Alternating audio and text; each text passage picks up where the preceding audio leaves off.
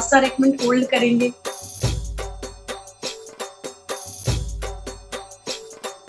यार मैं इसमें नील बट्टे सन्नाटा हो रखी हूँ।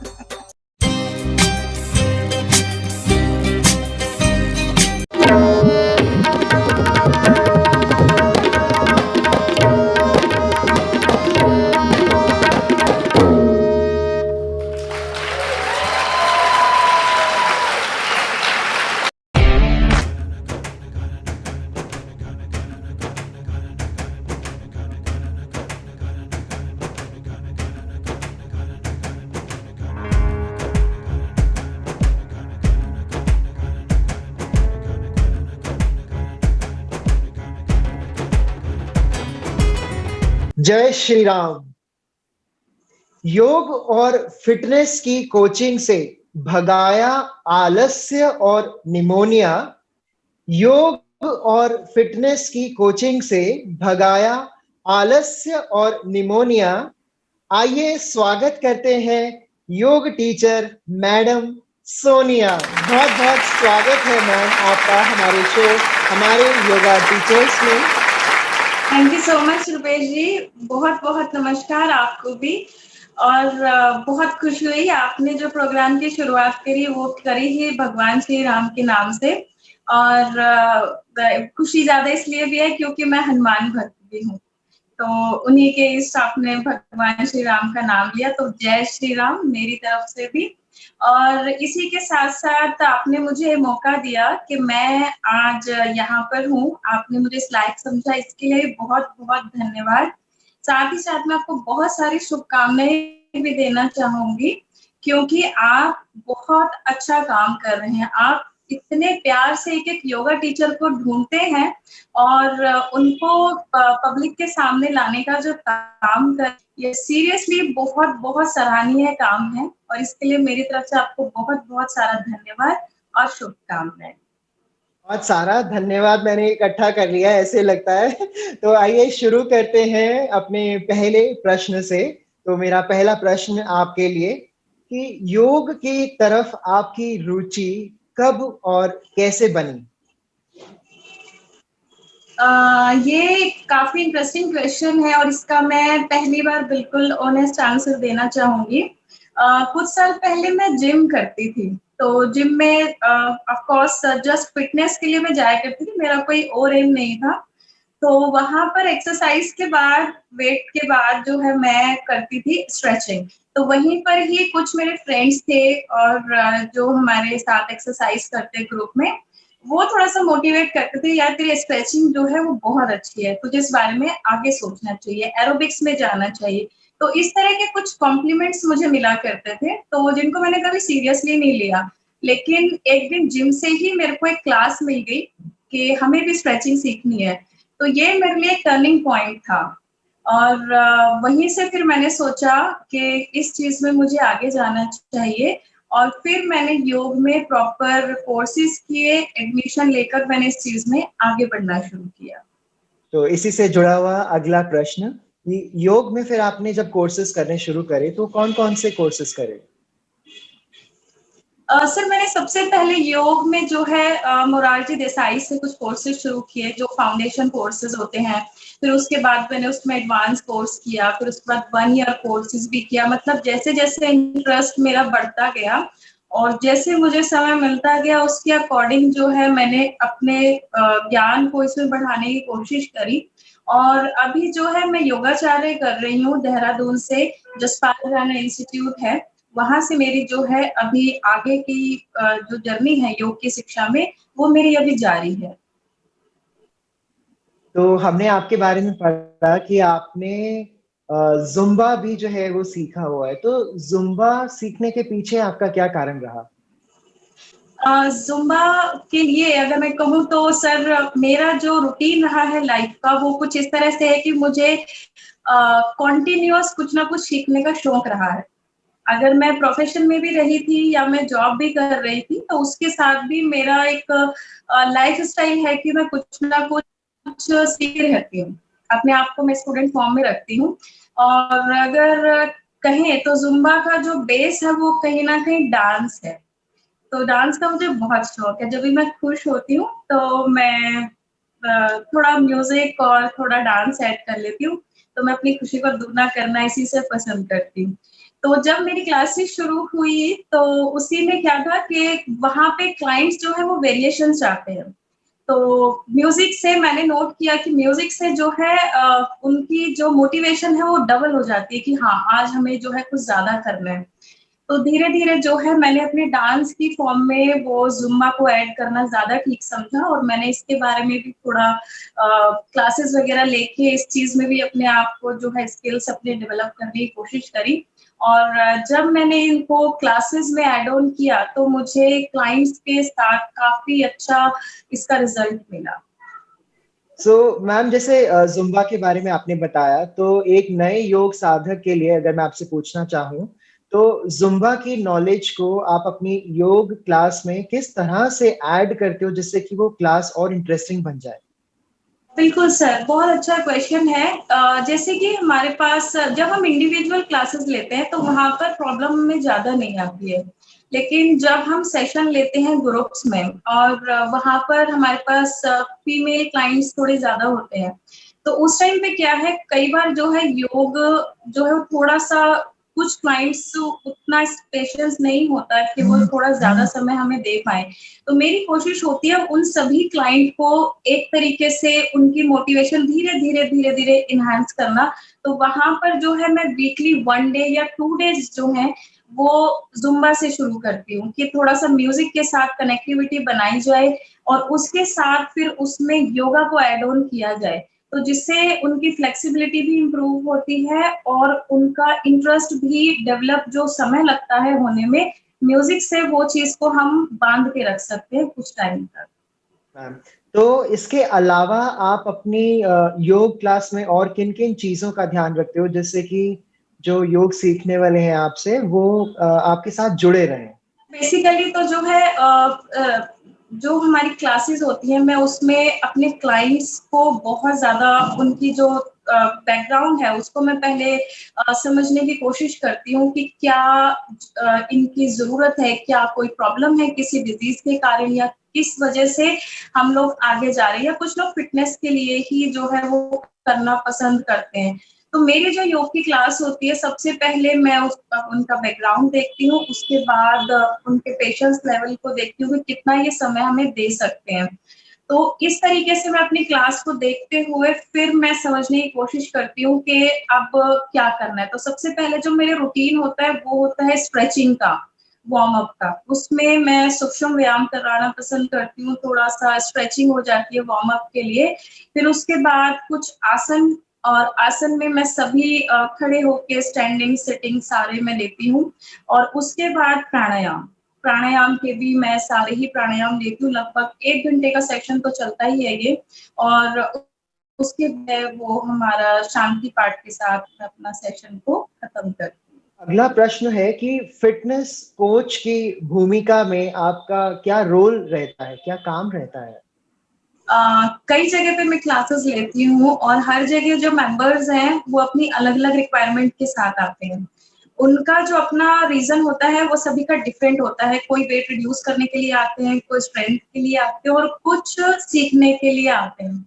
लेकिन कोई रीज़न कोई भी हो जब पता चलता है मेंबर्स को कि भई थोड़ा मेहनत का काम है, तो 1 से 2 महीने के बाद जितनी वो मोटिवेशन के साथ आते हैं, वो धीरे-धीरे डाउन होने लगती है। कई बार वेदर को लेके, कई बार किसी पर्सनल रीज़न को लेके। तो एज़ ए ट्रेनर जो सबसे पहला काम होता है हमारा, वो होता है हमारे मेंबर्स की मोटिवेशन को बनाए रखने के लिए।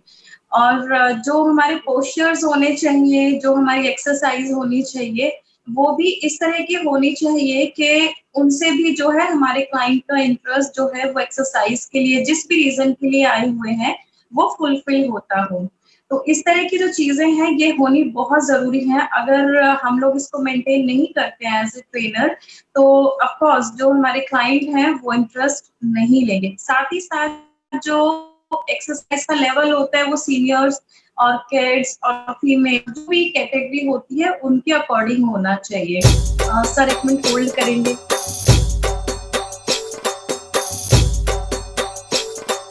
या मैं इसमें नील बट्टे सन्नाटा हो रखा हूँ ठीक है, तो जिम में आपने योग सिखाया हुआ है, तो अपने उस अनुभव को भी हमें बताएं।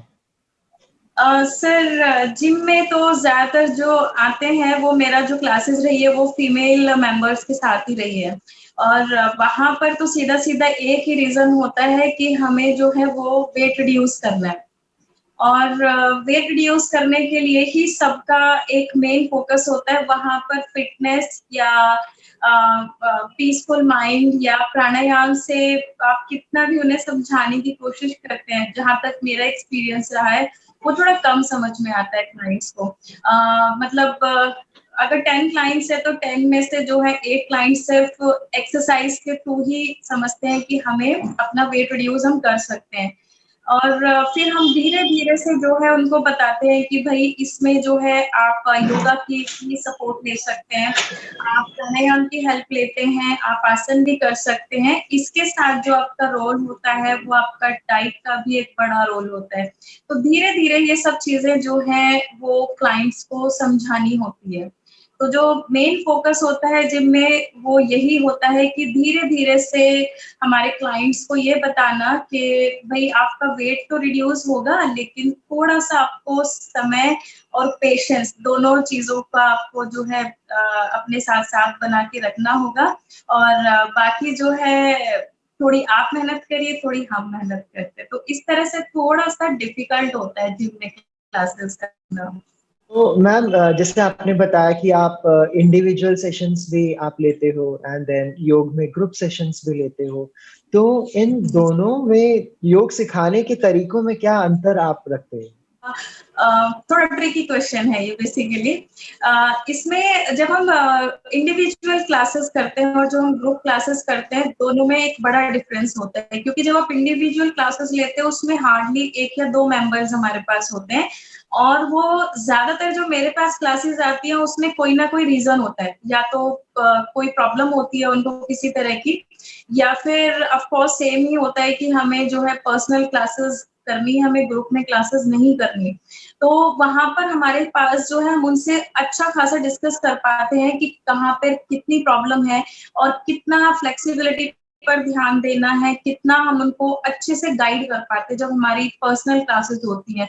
लेकिन जब ग्रुप क्लासेस होती है तो वहां पर जो है मेंबर 8-10 भी हो सकते हैं और ज्यादा भी होते हैं, तो वहां पर हम इतना करीब से डिस्कस नहीं कर पाते। वहां पर हमें उसी सेम टाइम ड्यूरेशन में मतलब मोस्टली सेम ही तरीके से सबको हैंडल करना होता है, कि मतलब शुरू में वही स्ट्रेचिंग का पार्ट होगा, फिर उसके बाद जो है आपके आसन होंगे, आसन में हम सारी फॉर्म हम लोग लेते हैं, वेरिएशंस मैं आसन में करती हूँ, तो उसके बाद मैं प्राणायाम लेती हूँ। तो दोनों सेशंस में डिफरेंस ये आता है कि इंडिविजुअल जब सेशंस होते हैं उसमें वेरिएशंस थोड़ी ज्यादा हो पाती है, क्लाइंट्स के साथ 1 to 1 बात करने का, समझने का ज्यादा मौका मिलता है, और ग्रुप में ये चीजें थोड़ी सी कम हो पाती है। वहां पर हमें सबको एक ही सिनेरियो में लेके चलना पड़ता है। आप अपनी योग क्लासेस को किस तरह से प्रमोट करते हो? आज के समय में ये क्या क्वेश्चन आपने पूछ लिया। बहुत बहुत टफ क्वेश्चन है आई थिंक ये। प्रमोशन तो सर मैंने अभी तक कुछ खास नहीं किया है। मेरे को अगर मैं अपनी बात करूँ तो मेरे को classes, it's very personal question actually. मेरे को जो ज्यादातर क्लासेस मिलती हैं वो अपने लिंक से ही मिलती है, मतलब person to person, mouth to mouth campaign से, और आप कह सकते हैं मेरे वर्क से मेरे को क्लासेस मिलती हैं। अभी तक कोई खास प्रमोशन मैंने अपना कहीं पर भी नहीं किया है। जस्ट एक इंस्टाग्राम अकाउंट है मेरा जिस पर थोड़ा सा मैं अपने कुछ पोस्चर्स, आसन डालती हूँ। उसको मैं अपना एक इंट्रोडक्शन समझती हूँ योगा का। अगर कोई पूछता है कि भाई मैं क्या कर पाती हूँ तो बस वो मैं बताना पसंद करती हूँ। इसके अलावा कोई खास फॉर्मेट में नहीं सर अभी तक मैंने इसमें अप्लाई किया है। फेसबुक वगैरह पर भी मैं मुझे अजीब लगता है। मैं अपनी इससे अच्छा मुझे लगता है कि मैं वो जहाँ पे इतना मैं वो कर रही हूँ, इससे अच्छा मैं 1 घंटे की अपनी प्रैक्टिस कर लूँ। मैं अपनी खुद की भी प्रैक्टिस पे थोड़ा ध्यान देना पसंद करती हूँ। मैं कई तरह की चीज़ें हैं मेरे पास करने के लिए। तो अगर मैं बहुत ज़्यादा इन सारी चीज़ों में पड़ जाऊँगी तो मेरी अपनी प्रैक्टिस के लिए जो है वो थोड़ा समय कम रह जाएगा। तो जितना है उतना बहुत अच्छा चल रहा है और मैं उससे बहुत खुश हूँ। तो तो यहीं पे हम अपना पहला पड़ाव एक लेते हैं मैम, अपने एक इंटरेस्टिंग सेक्शन के साथ, जिसका नाम है अजब गजब।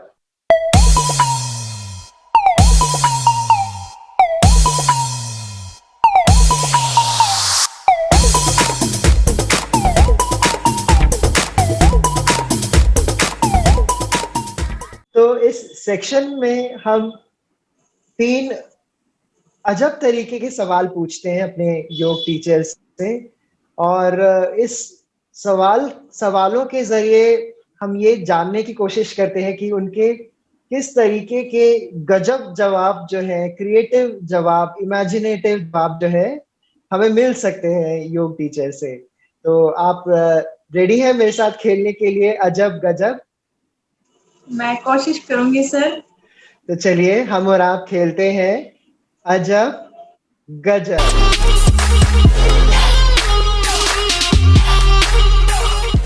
पहला सवाल आपसे, शेल्फ में रखी हुई एक योग पुस्तक दूसरी योग पुस्तक से क्या कहती होगी? सर वो दोनों शायद एक दूसरे से कुछ नहीं कहेंगे, क्योंकि वो दोनों अपने आप में सेटिस्फाइड होंगे। अगला अजब सवाल, घड़ी और दिल दोनों निरंतर चलते रहते हैं, तो दोनों आपस में एक दूसरे से क्या कहते होंगे? दोनों सर एक ही चीज कहेंगे कि चलना ही जीवन है, जहां रुके वहां अंत। आखिरी अजब का सवाल, गैस पर रखा हुआ कुकर अपने अंदर भरे पानी को क्या कहता होगा? वो तो सर यही कहेगा कि भाई अब तो आप मेरे अंदर आ ही गए और अब तो सीटी तो बजेंगी ही बजेंगी। मतलब अब आप शांत नहीं रह सकते, अब आपको उबलना ही पड़ेगा। मीन्स परिवर्तन होगा ही होगा। बहुत अच्छे से आपने तीनों अजब प्रश्नों के जवाब दिए। अगले प्रश्न की ओर चलते हैं। आप योग वर्कशॉप कहाँ पर लेते हो? अभी तक का जो मेरा रहा है योग वर्कशॉप्स का, वो ज्यादातर मैंने जो है वेस्ट दिल्ली में ही लिया है। वैसे मौके तो मिले हैं मुझे बाहर जाने के भी, पर थोड़ा सा डिफिकल्ट होता है, तो ज्यादातर जो है वो मैंने वेस्ट दिल्ली में ही किया है। हमारी पूरी टीम है जो अलग अलग टॉपिक्स पर काम करती है, और कुछ ऑर्गेनाइजेशंस भी हैं जिनके साथ हम लोग जुड़े हुए हैं, और हम लोग हम टॉपिक्स को चूज करते हैं, या ऑर्गेनाइजेशन के थ्रू हमें कुछ टॉपिक्स दिए जाते हैं, तो उस पर हम पूरा काम करके हमारी पूरी कोशिश होती है एक सोशल अवेयरनेस पर्टिकुलर टॉपिक्स के थ्रू हमारे जो है सोसाइटी में जाए। और इसमें जो हमारे टॉपिक्स होते हैं वो ज्यादातर जो होते हैं वो होते हैं, जैसे अभी तक के जो रहे हैं वो बताती हूँ मैं। जो आपके रहे प्री नेटल की वर्कशॉप्स हमारी बहुत अच्छी रही हैं। इसके साथ साथ जॉइंट पेन के लिए हैं, सर्वाइकल के टॉपिक्स हमने कवर किए हैं, और इसमें माइग्रेन के टॉपिक भी थे हमारे, और फीमेल से जुड़ी कुछ कई तरह की समस्या होती है, जैसे पीसीओडी, पीसीओएस। तो इस तरह की भी जो चीजें होती हैं वो भी हम करते हैं। साथ ही मेरी टीम में कुछ मेंबर्स हैं जो कि एक्यूप्रेशर और इस तरह की सुजोग थेरेपीज वगैरह के भी सेशन हम लोग उनकी हेल्प से जो है वो देते हैं। और अभी आगे आने वाले समय में हमने जो टॉपिक सोचा हुआ है, वो जैसे ही कोरोना का टाइम ये ऑफ होता है तो हम फिर मन थेरेपी के बारे में बहुत अच्छा हमारा प्लान तैयार है, तो उसके बारे में हम लोग आगे काम करने का सोच रहे हैं। तो ये पॉजिटिव रिस्पांस के पीछे क्या क्या मेहनत लगती है? बहुत मेहनत लगती है सर। इसमें बेसिकली हमें ज़रूर थोड़ी-सी अपने लिए काम करना पड़ता है, हमें बहुत सारे लोगों तक पहुँचने की कोशिश करनी होती है। तो इसके लिए बहुत सारे ग्रुप से हम लोग जुड़े हुए हैं, सभी तक मैसेज पहुँचाना, पूरा उसके लिए प्रेज़ेंटेशन तैयार करना, कई तरह के लोगों से मिलना, फिर उस पर्टिकुलर प्रॉब्लम पर क्या-क्या क्वेरीज़ ज़्यादातर होती हैं, उन सारी क्वेरीज पर भी हम लोग जितना क्वेश्चन ढूँढ पाते हैं, उन पर हम काम करने की कोशिश करते हैं और फिर पूरी तरीके से अपना प्रोग्राम बनाकर हम जो है अपनी वर्कशॉप में उसको सामने लेकर आते हैं। तो एक वर्कशॉप ही अगली वर्कशॉप को जहाँ तक मुझे लगता है वो जन्म देती है। तो ये तो हुआ योग से आप दूसरे लोगों तक पहुँच रहे हो, उनको उनका इलाज कर रहे हो, उनके तकलीफों को दूर कर रहे हो। तो अपने ऊपर जब आता है सवाल, तो योग के कौन से नियमों को आप अपने जीवन में पालन करते हो? योग के सर मुझे तो योग ने टोटली बदला है। अगर मैं अपनी बात कहूँ और मैं बिल्कुल ऑनेस्ट आंसर देना चाहूँगी कि मैं हाइली एनर्जेटिक पर्सन रही हूँ अपनी लाइफ में और मेरी जो लाइफ से मेरी एक्सपेक्टेशंस थी वो बहुत हाई थी एक समय पर और पता नहीं मुझे क्या-क्या करना था। लेकिन जब मैं योग में आई हूँ, तो सभी की तरह मैं उन कुछ खास सिलेक्टेड लोगों में से हूँ मैं कहूँगी जिन्हें योग ने खुद चुना है। क्योंकि योग मेरी चॉइस नहीं था, मेरे को तो वेट लिफ्टिंग जैसा कुछ या ज़ुम्बा जैसा कुछ करना होता शायद, बट योग ने तो मुझे खुद चुना है। तो शुरू में जो मैंने योग को लिया था, वो आसन की फॉर्म में लिया था क्योंकि मेरी स्ट्रेचिंग ठीक थी, तो मैंने आसन करना ठीक समझा। लेकिन जैसे ही मैंने आसनों में गई, तो धीरे-धीरे मुझे इस तरह की मोटिवेशंस, इस तरह के इंस्पिरेशन मेरे सामने आई कि इसकी कई सारी चीज़ें मैं अडॉप्ट करती आई हूँ, जैसे कि राजयोग में अष्टांग के कई सारे नियम दिए हुए हैं। तो वहाँ पर मैं अभी ध्यान तक तो पहुँच चुकी हूँ। ध्यान करना एक काफ़ी इम्पोर्टेंट पार्ट है मेरी लाइफ का आज की डेट में और साथ ही कर्मयोग को समझने की मैं कोशिश कर रही हूँ। भक्ति योग के माध्यम से जो है मैं भावनाओं को कंट्रोल करके कैसे जीवन में आगे बढ़ सकते हैं और एक दूसरा रास्ता भी चूज़ किया जा सकता है। तो ये सारी चीज़ें मेरे को जो है योग अभी दे रहा है। बाकी ज्ञान मार्ग थोड़ा-सा डिफ़िकल्ट है मेरे लिए क्योंकि नहीं तो इतना समय है और अभी थोड़ा-सा दूर है। बाकी ये तीनों चीज़ें जो है मैंने काफ़ी ईज़िली हो गई हैं मेरे लिए, तो ये मेरी लाइफ़ का भी पार्ट है। आयुर्वेद के कौन-कौन से नियमों को आप कभी भी नहीं भूलते? कुछ तो चीज़ें हैं पर्टिकुलरली सर जिनको तो मैं सबसे पहले बताना चाहूँगी कि जो बहुत इम्पोर्टेंट है मेरी लाइफ के लिए अभी। एक तो सुबह उठ के सबसे पहले जो है मैं अपना दिन शुरू करती हूँ कम से कम 1.5 लीटर पानी के साथ। एक ल्यूकवार्म वाटर 1.5 लीटर पानी जो है वो मैं लेती हूँ, उसके बाद ही मेरा दिन शुरू होता है। इसके साथ जो कुछ ज़रूरी चीज़ें हैं वो भी मैं फ़ॉलो करती हूँ, जैसे खाना खाने के बाद मैं कभी पानी नहीं पीती। कम से कम 20-30 मिनट्स के बाद मैं पानी लेना पसंद करती हूँ और पानी का ही जो दूसरा एक और रूल है कि दिन में कम से कम 4 से 5 लीटर पानी पीना। ये भी मैं जितना हो सकता है मैं इसको भी फ़ॉलो करती हूँ। उसके साथ जो आज के टाइम में बहुत डिफ़िकल्ट था मेरे लिए भी अब से कुछ टाइम पहले टाइम से सोना।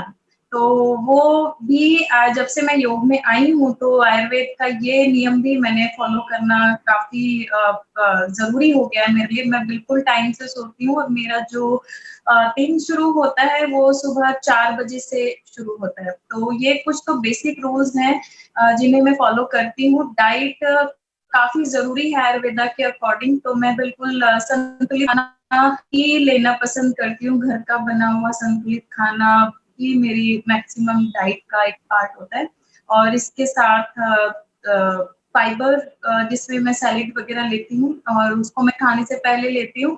तो ये कुछ बेसिक से हैं चीज़ें जो आज की डेट में मेरा सबसे एक लाइफ़स्टाइल मान लीजिए कि पानी पीना, टाइम से सोना, टाइम से उठना, बैलेंस फूड यही बस सबसे ज़रूरी रूल लगते हैं मुझे, जो आयुर्वेदा के मैं अक्सर फॉलो करती भी हूँ और सबको ये कहना सबसे पहले पसंद करती हूँ अपनी एक्सरसाइज क्लास से पहले कि भाई ये चीज तो आप भी करिए, रिजल्ट आपको अपने आप मिलेंगे।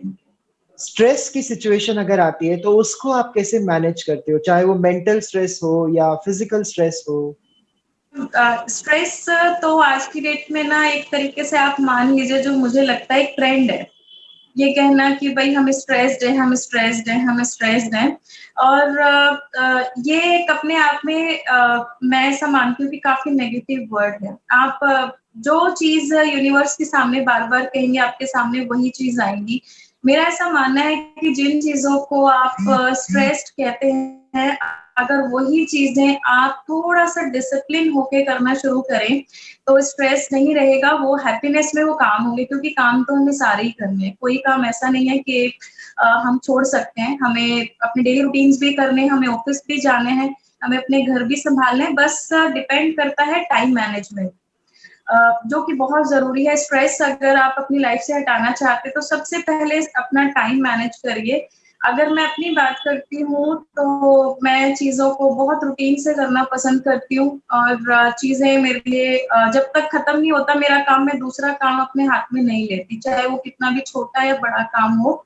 और इसके साथ मेरा जो लाइफ का सबसे आज की डेट में जो सबसे ज्यादा कंपल्सरी काम है वो है सुबह अपना जो मैं जैसे मैंने बताया पिछले क्वेश्चन में, मैं अपना पानी वगैरह पीती हूँ, जो आयुर्वेदा के रूल है उनको फॉलो करने के बाद मैं मेडिटेशन करना जरूर पसंद करती हूँ। 20 से 30 मिनट का जो है मेरा मेडिटेशन का रूटीन है, जो आज की डेट में मेरे लिए उतना ही जरूरी है जितना मैं खाना मेरे लिए जरूरी है। तो मेरे लिए ये दो चीजें हैं, एक तो टाइम मैनेजमेंट और एक मेडिटेशन। ये दोनों ही बहुत कम टाइम मेरी जुबान पर आता है, स्ट्रेस। अब मैं ये वर्ड को कहना पसंद नहीं करती हूँ। तो आइए चलते हैं अपने अगले पड़ाव पर, अपने सेकंड सेक्शन पर, जिसका नाम है क्यों, क्योंकि। क्यों क्यों क्यों क्यों क्यों क्यों क्यों क्यों क्यों क्यों क्यों क्यों क्योंकि क्योंकि क्योंकि क्योंकि क्योंकि क्योंकि क्योंकि क्योंकि क्योंकि क्योंकि। तो इस क्यों क्योंकि सेक्शन में 3 सवाल, 3 प्रश्न आपसे पूछेंगे एक योग साधक, और आपको उनका क्योंकि में जवाब देना है। जी ठीक है, तो आप रेडी हैं मेरे साथ खेलने के लिए क्यों क्योंकि? बिल्कुल सर, एकदम।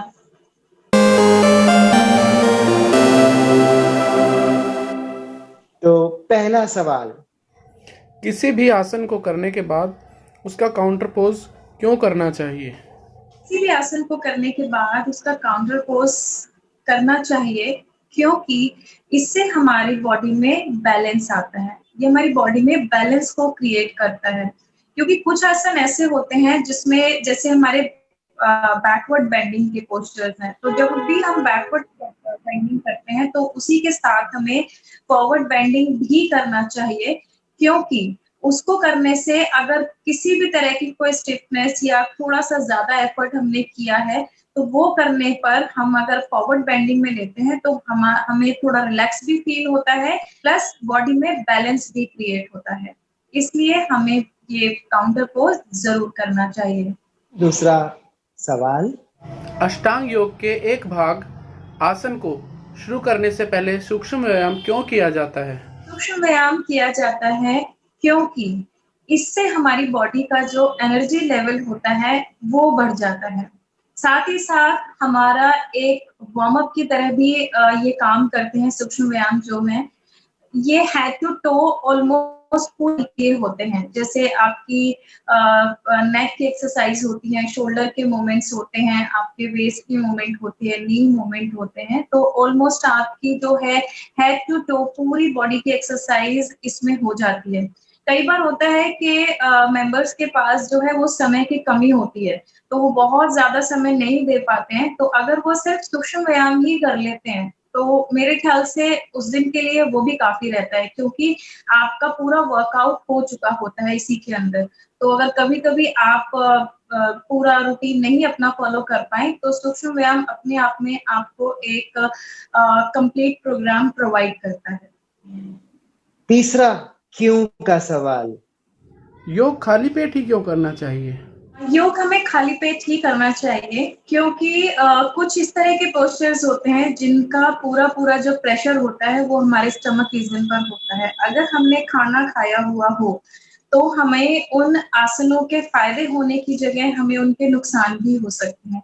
साथ ही साथ हमारा जो एक इम्पोर्टेंट पार्ट होता है योगा के टाइम पे ब्रीदिंग का, प्राणायाम का, वो भी हम बिल्कुल ठीक तरीके से नहीं कर सकते हैं। और इसके साथ जो है हमें कई तरह की डाइजेशन से रिलेटेड प्रॉब्लम भी हो सकती हैं। तो मेरे ख्याल से जितना हो सके हमें खाना खाने के कम से कम 3 घंटे बाद एक्सरसाइज या योगा करना चाहिए। और सबसे बेहतर तो यही है कि हम अगर खाली पेट करें तो मैक्सिमम बेनिफिट हमें अपनी एक्सरसाइज के मिल सकते हैं। अगला प्रश्न, योग को जब हम प्रोफेशनली लेते हैं तो इसमें कॉस्टिंग की भी बात आ जाती है, तो कितना किससे चार्ज करना चाहिए, इसको लेके क्या क्या चैलेंजेस जो है एक नए योग टीचर को फेस करने पड़ सकते हैं आपके हिसाब से? सर, योग एज ए प्रोफेशन तो काफी डिफिकल्ट टास्क है क्योंकि एक इंस्ट्रक्टर बनने के लिए बहुत मेहनत लगती है और उसमें धीरे धीरे आसनों को समझने के लिए, प्राणायाम समझने के लिए पहले हमारी बहुत मेहनत लगती है। उसके बाद फिर हम सोचते हैं कि चलिए अब इसको जो है क्लासेस शुरू करें या कोई ऑर्गेनाइजेशन ज्वाइन करें। तो वहां पर जो है ट्रेनर्स को मेरे को लगता है कि उतना रेस्पेक्टेबल अमाउंट जो है वो नहीं मिल पाता क्योंकि योगा को जो है स्पिरिचुअली थोड़ा कनेक्ट कर दिया गया है। लेकिन जब हम इसमें कॉस्टिंग की बात करते हैं तो यहाँ पर लोग हमसे वो एक्सपेक्टेशन नहीं करते जिससे कि कई बार जो है जो नए इंस्ट्रक्टर्स होते हैं उनको बहुत कम पैकेज पर भी काम करने के लिए सोचना पड़ता है क्योंकि वो उन लोग का थॉट होता है कि चलिए स्टार्टिंग है तो कहीं से तो शुरू करें। लेकिन इसमें मैं कहना चाहूंगी जो लोग योगा की सर्विस लेते हैं, जो लोग इंस्ट्रक्टर हायर करते हैं, मैं चाहूंगी कि लोग इस प्रोफेशन का भी उतना ही सम्मान करें। तो क्योंकि जो इंस्ट्रक्टर है वो आपको दुनिया की सबसे कीमती चीज जो है वो आपको दे रहे हैं, आपकी हेल्थ। और जब हेल्थ की बात आती है तो जो बहुत सारी चीजें होती हैं वहां पर कोई कॉम्प्रोमाइज नहीं करते। लेकिन जो एक इंस्ट्रक्टर होता है वो आपके लिए इतना एफर्ट करता है, आपको फैट जो आज तक सबका एक मेन कंसर्न होता है कि फैट रिड्यूस करना है। कुछ लोगों की अपनी अपनी प्रॉब्लम्स होती हैं, कुछ लोग स्ट्रेस में होते हैं, कुछ लोग डिप्रेशन में होते हैं। तो एक इंस्ट्रक्टर की बहुत बड़ी जिम्मेदारी होती है और मेरे ख्याल से सभी ट्रेनर्स जो हैं वो बहुत अच्छे से काम करते हैं।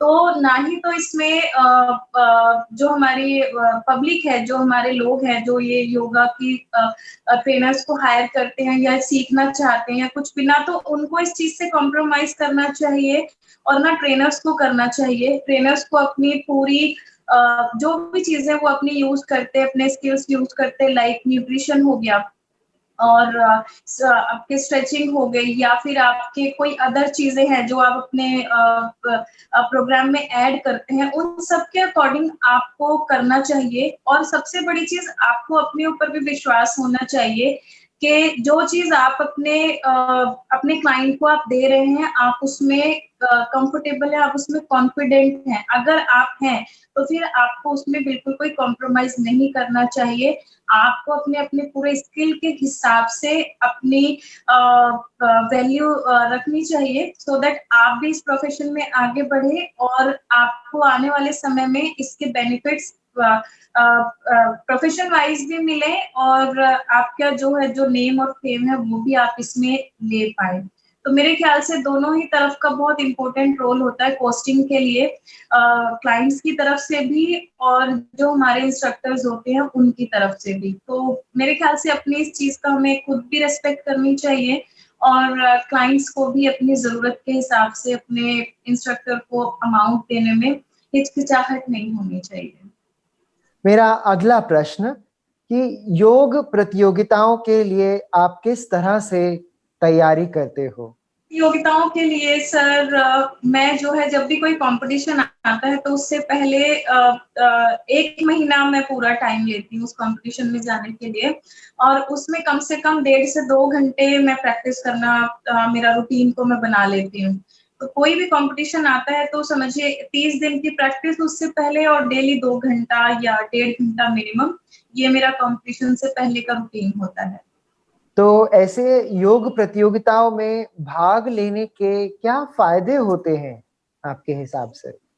इसमें मैं ये बिल्कुल आपको बताना चाहूँगी कि जब भी हम कोई कॉम्पिटिशन में पार्टिसिपेट करते हैं, तो वो कहीं न कहीं सबसे जो ज़रूरी चीज़ मेरे को लगती है कॉम्पिटिशन की, वो एक प्लेयर के स्पिरिट को जो है वो एकदम से अपने अंदर वो जाग जाती है। तो क्या होता है कि उससे हम एक प्लेयर की तरह जैसे मैंने आपको बताया कि फिर मैं अपने लिए बहुत ज़्यादा समय निकालने की कोशिश करती हूँ कि नहीं मेरे को प्रैक्टिस करनी है, कॉम्पिटिशन में जाना है।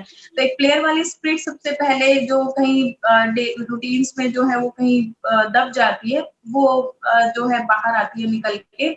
उसके साथ जो है बाहर कई लोगों से मिलने का मौका मिलता है जो अपने फील्ड में बहुत मेहनत करके अभी आगे पहुँचे हैं। फिर वहाँ से हम बहुत सारी नई मोटिवेशंस लेके आते हैं कि भाई अगले साल और क्या तैयारियाँ करनी है अगली बार हमें आने के लिए और क्या-क्या चीज़ें हैं जो हमें करनी है और कुछ नए लोगों से भी मिलना होता है तो एक आप ये समझ लीजिए हर कॉम्पिटिशन में जाने के बाद कुछ नए लोग मिलते हैं और एक नई तरह की टीम हमारी तैयार होती है।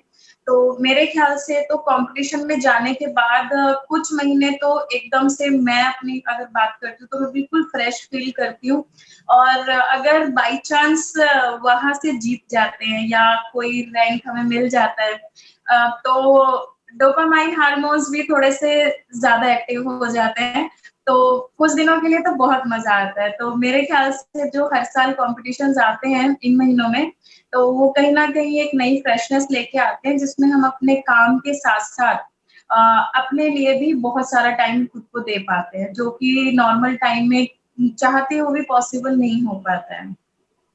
योग में आपके 3 प्रेरणा स्रोत जो रहे हैं, उनके बारे में कुछ बताएँ? योग में अब से जब कुछ टाइम पहले मैंने प्रैक्टिस शुरू करी थी तो मेरे कॉन्टैक्ट में जो सबसे पहले आए थे सर जिनके साथ मैंने प्रैक्टिस स्टार्ट किया है वो हैं कृष्ण गर्ग जी जिनको योग के फील्ड के बहुत सारे लोग जानते हैं तो वो मेरे गुरु हैं योगा में तो जो मेरे प्रेरणा स्रोत हैं और बहुत सारे लोगों के और भी हैं तो उनसे आगे तो शायद योग में प्रैक्टिस के मैटर में तो शायद ही कोई होगा तो सबसे पहला तो मैं उन्हीं को स्थान देना चाहूँगी।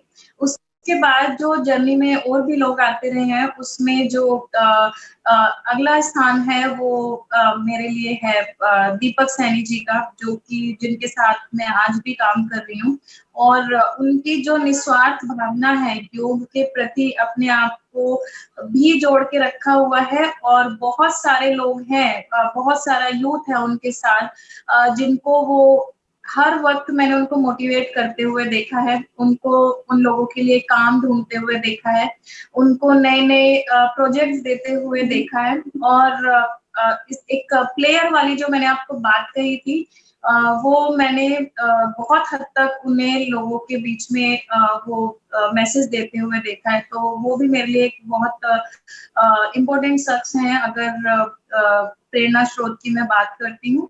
और इसके अलावा सर अगर मैं अगला स्थान देना चाहूँगी जो मैं काफ़ी समझती हूँ कि बहुत अच्छे से काम कर रहे हैं योग के फील्ड में और बहुत सारे यूथ जनरेशन को जो है वो प्रेरणा दे रहे हैं, वो है हमारे अजय सर जिनको मैं काफ़ी टाइम से जानती हूँ, जेएनयू में प्रोफेसर हैं और काफ़ी अच्छा एक्सपीरियंस है, नेचुरोपैथी के एक्सपर्ट्स हैं। तो ये कुछ लोग हैं जो काफ़ी इम्पोर्टेंट हैं जिनसे मैं एनी टाइम किसी भी गाइडेंस के लिए जो है वो बात कर सकती हूँ और हर वक़्त मैंने इनके साथ सैकड़ों लोगों को जुड़े हुए देखा है। तो इनसे ज़्यादा ज़रूरी शायद अगर स्थान देने वाली बात है तो कोई और नाम अभी मेरे को याद आ रहा है। बाकी इसके अलावा ये है कि अगर योग में मैं बात करती हूँ तो हर शख्स अपने आप में बहुत ख़ास होता है। हम हर कोई अपनी इंडिविजुअल विशेषताएँ लेके बैठे होते हैं, किसी से भी आप मिलेंगे तो योग से जुड़ा हुआ होगा, कहीं ना कहीं वो कुछ ना कुछ सिखा के जाता है। तो हर वक्त हर शख्स अपने आप में इम्पोर्टेंट है, और ये 3 वो लोग हैं जो मेरी लिस्ट में सबसे ऊपर हैं। बताने के लिए बहुत बहुत धन्यवाद। और अगले प्रश्न पर चलते हैं। तो हम चाहते हैं कि हमारे श्रोताओं के लिए, देखने वालों के लिए आप 2 लाइनें किसी भी भजन की या भक्ति की आप जरूर सुनाएं। मेरे इष्ट है हनुमान जी, तो मैं उनको बस जो भी कुछ है सब उन्हीं की वजह से है, तो उन्हीं के 2 लाइनें जो मैं अक्सर ऐसी बोलती रहती हूँ, तो वही बोलना पसंद करूंगी।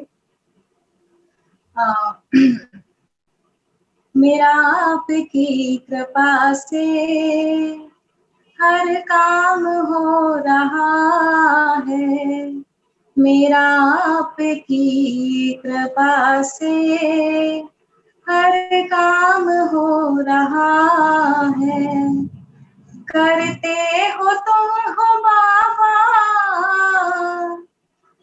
करते हो तुम हो बाबा, मेरा नाम हो रहा है, मेरा आपकी कृपा से हर काम हो रहा है। बस सर, इससे ज्यादा मैं नहीं बोल पाऊंगी। अद्भुत उदाहरण मैम, अद्भुत उदाहरण शरणागति होने का। जी जी, अपने सारे कामों को, अपने इष्ट को, अपने भगवान को समर्पित करते चलें और आगे बढ़ते चलें। अद्भुत अद्भुत उदाहरण। तो अगला प्रश्न, और बहुत आसान सा है बाकी प्रश्नों की तुलना में। आप अपना जन्मदिन कब और किस तरह से मनाते हो? पहले तो बहुत पार्टीज वगैरह होती थी जब मैं कॉर्पोरेट में वर्क करती थी, लेकिन आज की डेट में मैं अपना बर्थडे बिल्कुल सिंपल तरीके से मनाती हूँ। और 24 अगस्त को मेरा बर्थडे आता है, और कुछ टाइम तो मैं अपनी फैमिली के साथ होती हूँ, और उसके अलावा जो है इवनिंग टाइम में जो है मैं अपनी फैमिली के साथ किसी भी ऐसी जगह पे जहाँ पर बहुत सारे लोग ऐसे होते हैं जो जरूरतमंद होते हैं, मैं उनके लिए कुछ ना कुछ चीजें लेके जाती हूँ, और अपनी फैमिली के साथ वो डोनेट करना पसंद करती हूँ। तो ये एक बहुत सिंपल सा तरीका है जिससे मेरे को बहुत सेटिस्फेक्शन फील होता है, और बर्थडे के दिन पे अगर एक सेटिस्फेक्शन फीलिंग आती है तो कहीं ना कहीं होता है कि वो पूरा साल उसी सेटिस्फेक्शन में फिर मेरा बीतता है। तो बस ये एक छोटी सी चीज है जो मैं करती हूँ फैमिली के साथ, और फिर फैमिली के साथ बाहर जाने पर यही एक काम होता है मेरा। तो आइए चलते हैं अपने आखिरी पड़ाव पर, अपने आखिरी सबसे इंटरेस्टिंग सेक्शन पर, जिसका नाम है जल्दी 10। तो इस सेक्शन में, इस जल्दी जल्दी सेक्शन में, मैं आपसे रैपिड फायर की तरह जल्दी जल्दी 10 और छोटे सवाल करूंगा, और 2 ऑप्शंस होंगी हर एक सवाल में। दोनों ठीक है, बट आपको इस समय उन 2 में से किसी एक का चुनाव करके मुझे बताना होगा। ठीक है? तो आइए हम और आप खेलते हैं अपना सबसे इंटरेस्टिंग सेक्शन जल्दी 10। पहला सवाल, चुस्त यानी एक्टिव या पतला यानी स्लिम? एक्टिव। दूसरा प्रश्न, डाइट या एक्सरसाइज? डाइट। तीसरा प्रश्न, साइकिलिंग या सूर्य नमस्कार?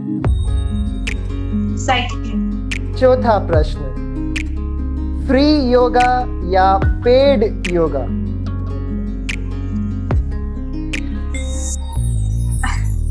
पेड योगा। शानदार या जबरदस्त? जबरदस्त। जागना या जगाना?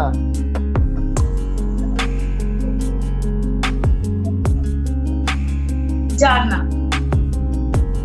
7वां प्रश्न, योग चैलेंज या योग competition? Challenge.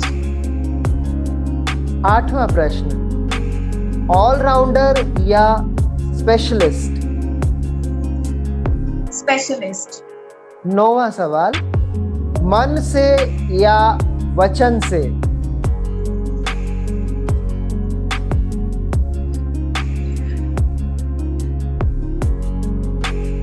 It's not easy.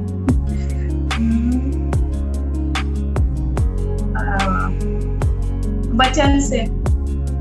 और आखिरी सवाल, खाना बनाना या खाना खिलाना? खाना खिलाना।